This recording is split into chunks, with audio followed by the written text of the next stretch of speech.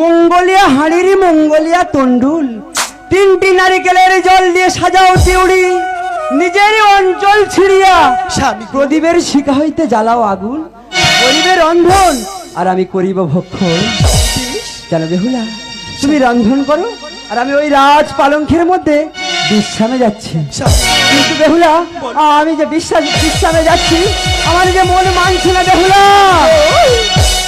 যাবার বেলা